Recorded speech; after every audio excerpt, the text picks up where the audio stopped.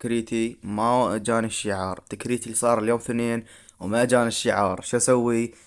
هم انطوك الشعار يا عزيزي، افهم، هم انطوك الشعار، ولكن اللي انت لازم تسويه حاليا، لازم انت تعين الشعار. السلام عليكم ورحمة من الله وبركاته، شلونكم يا شباب؟ ان شاء الله تكونون بخير، ورجعت لكم اليوم بفيديو جديد. بهذا الفيديو يا شباب طبعا جتني كثير سؤالات، كثير تعليقات، ياتي والشارة هذه مال التوب اللي انت بيه. يا اخوان افهموني، اولا راح ندخل على البروفايل فوق، راح تدخل، اول ما راح تدخل راح تدخل على هذه الضبط. ورا الضبط راح تلقى شي اسمه لقب مجد السلاح. لما تدخل انت راح تلاقي كل الالقاب اللي منطيك اياهم. فانت عاد لما تشوف اللقب اللي انت تريده، مثلا تريد العراء هذا الايوجي، حط له العرض، تطلع وراها راح تجي تشكرني.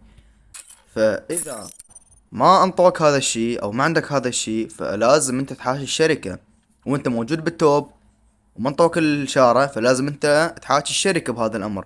شلون احاكي الشركة؟ اذا تريدون انزل لكم فيديو ثاني شلون تحاكون الشركة وتدزوا لهم بريد، حتى يعيدون النظر، يمكن صارت مشكلة او شيء، حتى يعيدون يشوفون شنو المشكلة اللي صارت. ولكن ما اعتقد انه هم منطوا الشارة، لانه كل يوم اثنين ينطيك الشارة، ولكن انت ما انطوك الشارة او ما انطوك شارة، يعني ما بينت عندك، لانه انت انطوك اكثر من وحدة. فلذلك بس عندك وحدة مثلا، كان هم عينون لك اياها تعيين تلقائي وخلاص، بس انت اكثر من وحدة عندك، فلذلك لازم انت تعين الشارة اللي تريدها.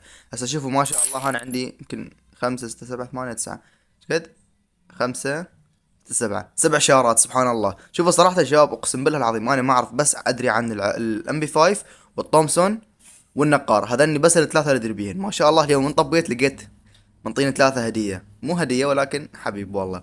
حلو حلو. قاعد العب على التوب والله، هذا السكور مالتي. قاعد العب تكريتي. ليش معتزل؟ ليش ترك اليوتيوب؟ ليش والله ما ترك اليوتيوب ولا اي شيء، ولا ضايج، ولا عندي مشاكل، ولا عندي ظروف، بالعكس اصلا قاعد العب على الجراند ماستر، وقاعد العب على لقب مجد السلاح ايضا. فاذا تشوفوني مشغول هالفترة، وشوفوا ما شاء الله هذه الاحصائيات قدامكم، هشوفكم طلقة الرأس 49%، فهذا الشيء جدا ممتاز. حلو. فاتمنى انكم استفدتوا من شرح اليوم، شرح خفيف لطيف، بس اني اوضح لكم الفكره شلون تستلم او شلون تعين اللقب اللي انت تريد تعينه. انا عينت الاي جي، فخلنا نرجع الام بي 5. شلون ترجع الام بي 5 تكريتي؟ ترجع على نفس الضبط، وترجع على لقب مجد السلاح، وترجع تحط مثلا الشاره اللي انت تريدها، وتحط لها العرض وتطلع. حلو. واذا ما تغيرت تحل السكواد وترجع تسوي سكواد مرة ثانية وتبين. المهم شباب اتمنى انكم فهمتوني، شرح خفيف لطيف، بس لانه كثير تعليقات وصلتني انه تكريت ما نفتهم وشلون صار وشلون. المهم شباب ان شاء الله اشوفكم مع غيره، بس مع السلامة.